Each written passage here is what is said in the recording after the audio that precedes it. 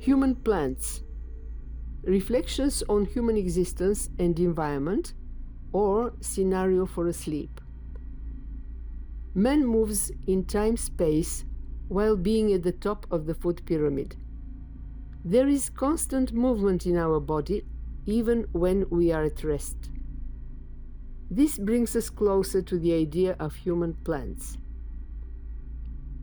Human plants are self-reflexive like Homo sapiens, but live as plants. Their roots are their identity. Moving away from them is equivalent to non-existence. Feelings of nostalgia, melancholy, shoes hurting one's feet are unknown to them. They are satisfied that the sun and the water exist. If man becomes a human plant in his sleep, how will this affect his attitude to trees, for example? Personal spaces.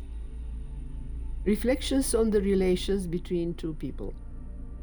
When the whole is bigger than the sum of its parts, 1 to 1 is 11. The search for intersections in the trajectories of the two of them makes possible the symmetry. Two parallel lines remain always at a distance, regardless of the perspective illusion that they might eventually meet. The wheel of power and possession evolves into a common landscape with adjoining personal spaces, with two lakes merged into one, a mirror of the clouds and defeated self-obsessions. Present, portrait of a creator.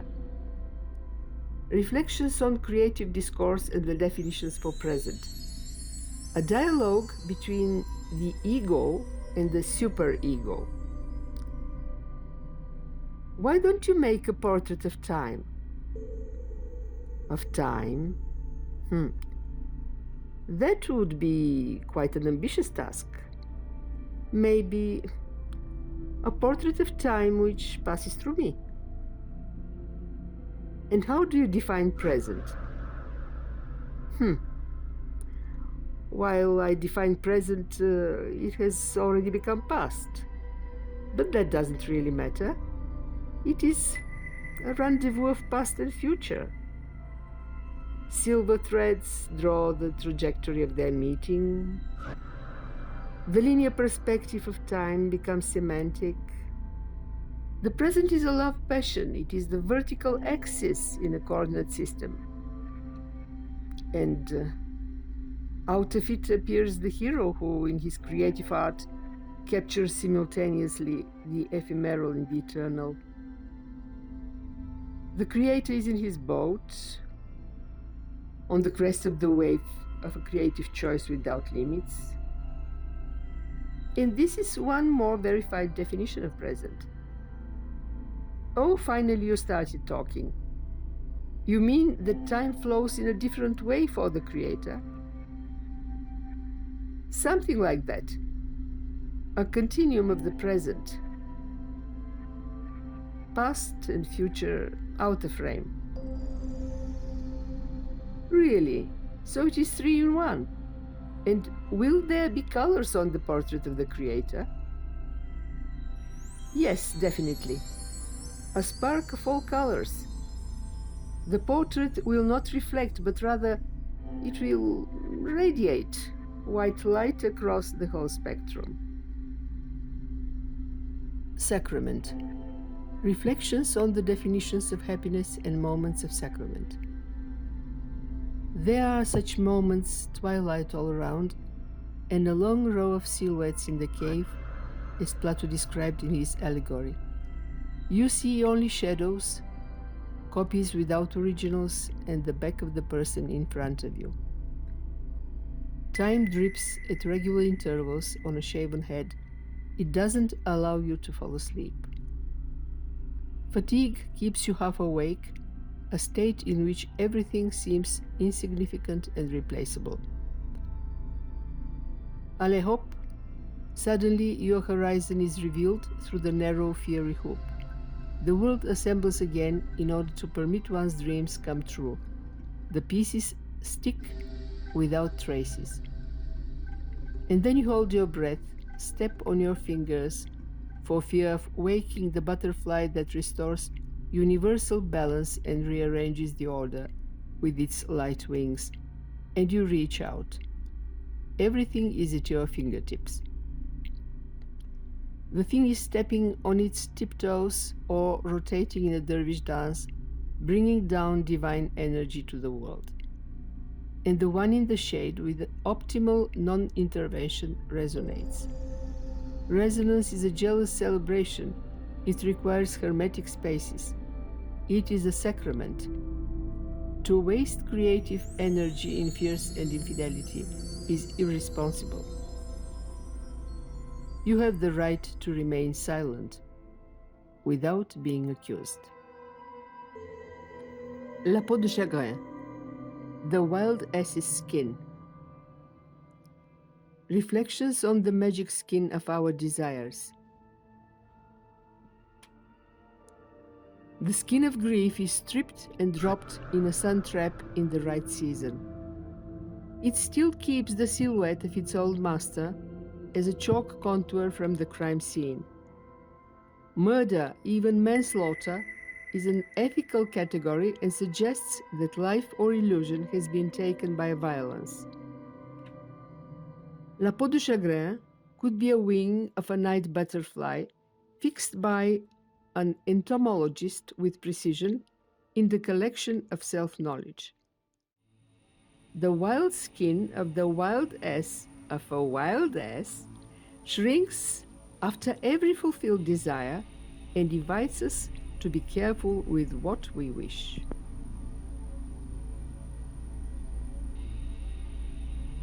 Journey. Reflections on the spiritual and physical journeys. To climb a mountain may be a double-sided experience with spiritual and physical dimensions. When we go up the hill, the air we breathe changes constantly, and this evokes different thoughts and new solutions to old problems.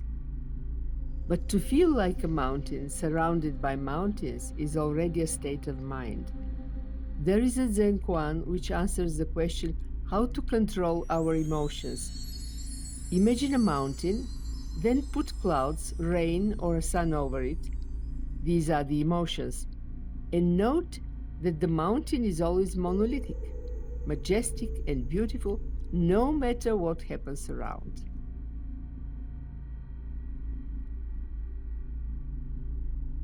Ecstatic. Reflections on the internal readiness to catch the moment when the bowstring is drawn. When the body is a string and the spirit is a musician. The ecstatic state presses the tool switch of intuition that functions beyond the rational cognitive level. The ancient Greeks introduced the antithesis concept, internal tension and energy, is a key feature of the divine content of the form. Antithesis is followed by alertness, the ability for instant transition to dynamic action on the background of seeming tranquility and relaxation, shortening of the distance between idea, will, and action for better acceleration in the time-space.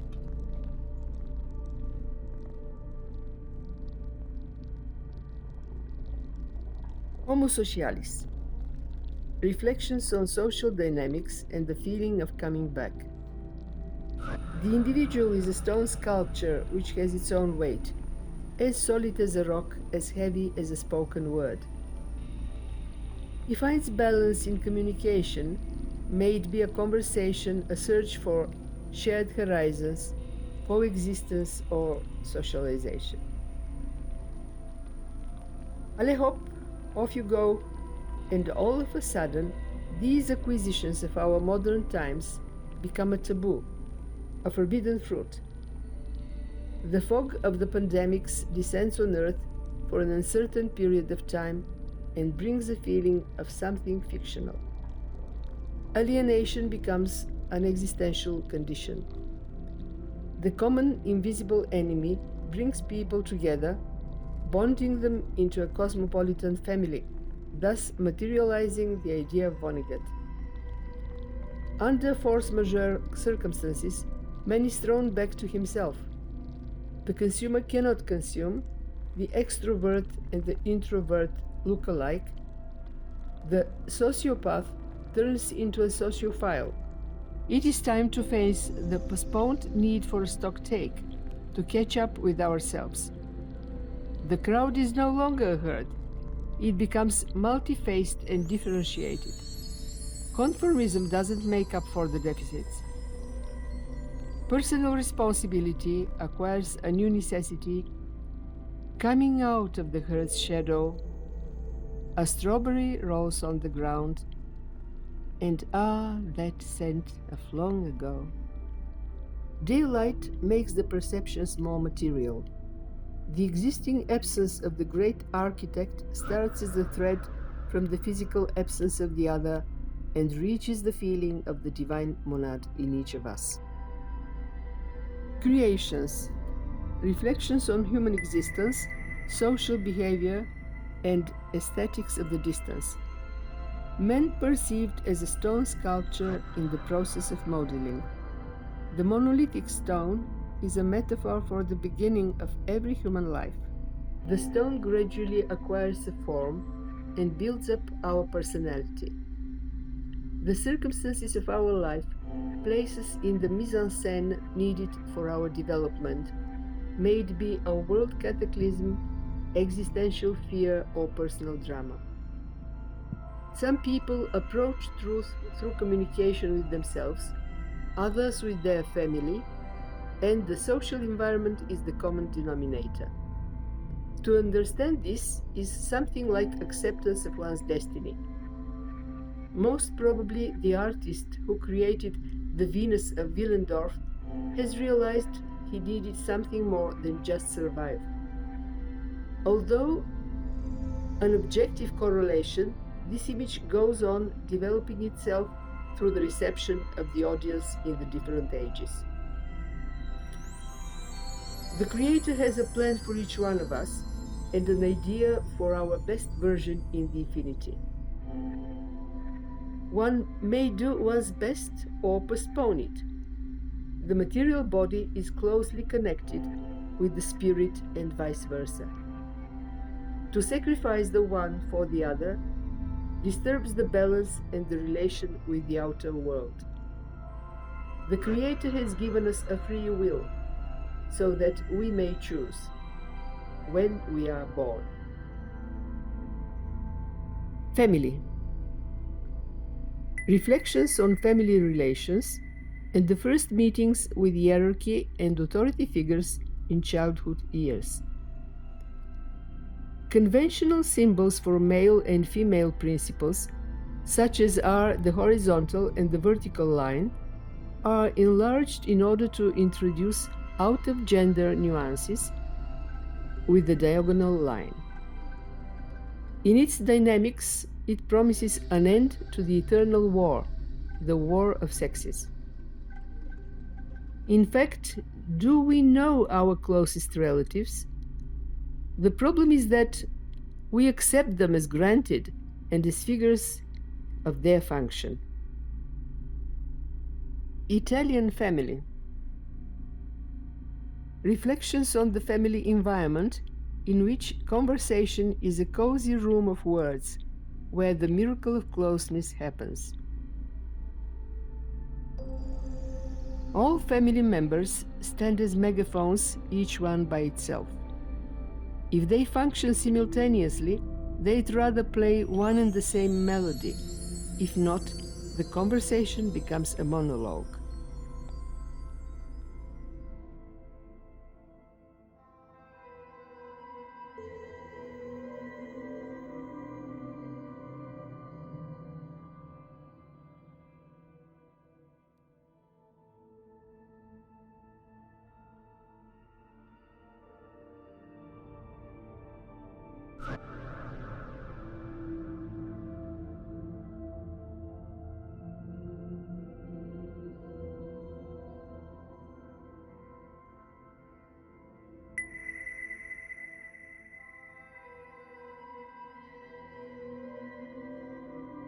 Bye-bye fears.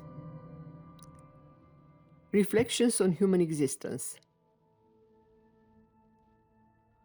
Everyone feels fear sometimes. The question is how to face it. If you walk the slope of self-knowledge, you can recognize fear and sharpen your scalpel. Existentialistic fear has many names. If you attack the cause but not the consequence, you have the choice to get old like a cathedral, turning your back to the fear of the unknown, or lose the track in a state of stupor. The face of fear is ugly, but nothing is more beautiful than the moment when you have the courage to overcome it and say, "Farewell, fears." Choice. Reflections on the inspirations that lead to crossroads and change. Chance, especially bon chance, is not luck. It is neither accident nor a game of probability. It is actually a conscious choice. Demoiselle Bonchance has slouched her soft hat and is peeking out through the eye holes over the brim. Her undercover identity promises mystery or maybe plans some law-breaking performance. The anticipation of chance draws irresistibly towards her. In this graceful but strong back, there is a promise of bon voyage. You stand at a crossroad and make a decision. You choose a direction, and there is no wrong way. Hesitation is the only loss. Energy is demagnetized and doesn't collect the right pieces in a strong unity. Demoiselle is embraced by Kandinsky and his ideas of points and moments. Points in space and moments in time. Countless straight lines can pass through a given point in space, just as every moment is a crossroad for countless opportunities, provided we allow for it. There we choose whose card to play, lights and shadows.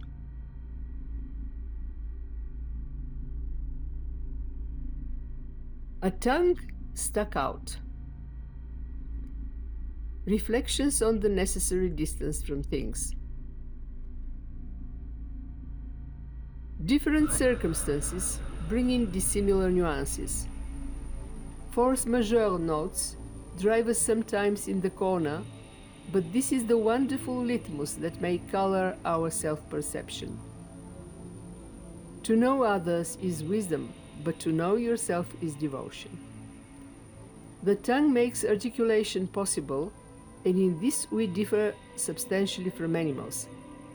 We don't stuck it out when we are thirsty or asleep. The tongue has its personal space, and no wonder its habitat is a semi-dark cave. Who can get it out of there? For instance, the doctor can command, say "ah" and prescribe medication. But when we undergo a self-prescribed treatment with the necessary dose of humor, the tongue can break through the comfort of euphemism by poking out and thus create the necessary distance from things. Though it may not seem exactly in this way from a formal point of view. The tongue stuck out as a non-verbal euphemism. The tongue as a new limb, as a reserve player. A city walk. My jacket sticks its tongue out. The PC freezes windows, steal minutes split in two, and pokes its tongue at me. My heart is emancipated and sticks its tongue out at you. It is like jumping from the last floor of one's heart, but upwards. Chronotopes. Reflections on the relationship between space-time and state of mind. The spiritual conditions and movements are located in different chronotopes, time and place of action. There and where are sufficient coordinates, and the action may be a change of the standpoint, a new connection between facts already known, etc.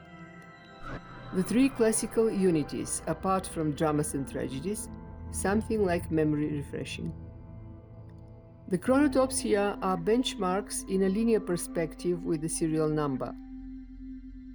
This is a slow metamorphosis of form through different symbolic objectification. In between the main chronotopes are located the phases of transformation. The beginning of the straight line is marked by the living skull, the living corpse, or the one which has already come back to life, a question of will or viewpoint. The living skull is an interpretation of medieval vanitas symbolism and passes through personal metamorphosis, the existence, and reaches the mask or the visage required by social communication.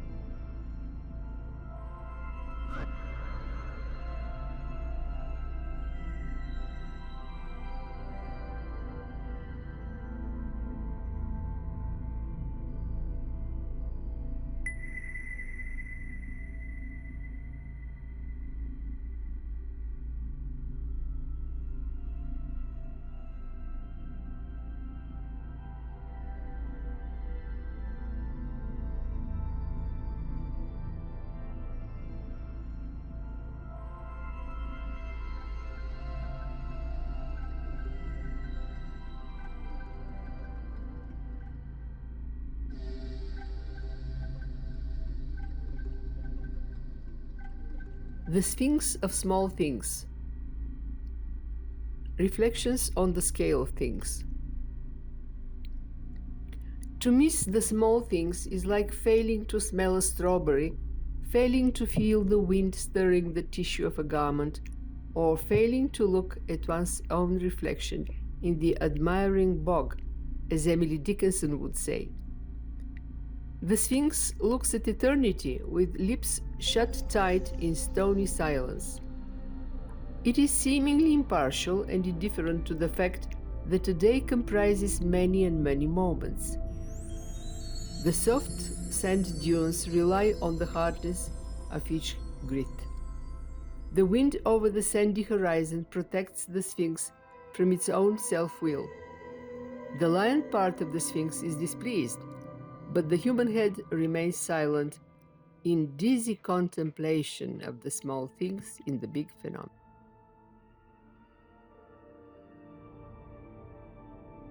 Passing landscapes. Reflections on the perception and selective nature of memory. There are landscapes which pass and landscapes which remain. Landscape is a synthesis between man and the environment. It can also be a quantum reflection of time in the changing matter or in the immaterial, such as memory is. The passing landscapes are vaguely specified almost on the fiction's fringes of their reality. They bear no references to any events and personal experiences. The remaining landscapes are fixed more steadily in the memory, and they are objectified as a reality that can be proven. They are related to introspection and our internal metrics. But if the contemplator and the landscape are at rest and in mutual rapport, the landscape remains and there is something to observe. When no one is watching, there is no landscape either. Greetings from Schopenhauer. The Architect project focuses on existential problems. I conceive our existence as a slow stone sculpture in the process of creation. And for this purpose, I chose the monolithic stone as a metaphor of the beginning of every human life. The sediment of time builds the personality as a test for free will. The stone gradually acquires individuality in accordance with our choices and also with the plans of the great architect. I started expanding the paintings with conceptual text with this project. These are two parts of one diptych, although sometimes words come before the colors. The conceptual texts do not explain the pictures and vice versa. The technique of the paintings presented in shared spaces is acrylic and pastel on paper. I've been working for several years on my concept sediment process. This is a visual language with its own syntax. The plasticity of the image is a result of the movement of simple or compound forms. It is the smooth transformation of one 2D form into another through a multitude of cross-sections. The trajectory of this change is none other than the 3D form of the image. The horizontal structure of the form is intended to create the illusion of gravity. In the compositions, I examine the construction of the pictorial space and I use linear perspective rather than the effect of sfumato. The existentialist symbols in Baramo's paintings by Professor Krasimir Delchev, PhD, Sofia University. On one side, the symbol of the architect envisages every person building his or her personality or trying to do so. On the other, the one called the great architect, the creator. The paintings with their symbolic and existentialist reflections are very inspiring and innovative, since they represent an artistically expressed neo-existentialism. Briefly, the outline of this new existentialism is as follows. Existence for contemporary man is no longer a burden. Fear is surmountable. History and private life are de-dramatized, tragedies become impossible or are reduced to tragicomedies. Together with the others into the world is thrown the rebel man. Fear remains for the shy ones, despair only for the mentally ill. The inconveniences of culture disappear in the so-called affirmative culture. Freudism in it is already outdated because society itself allows and encourages mass de-sublimation of the libido.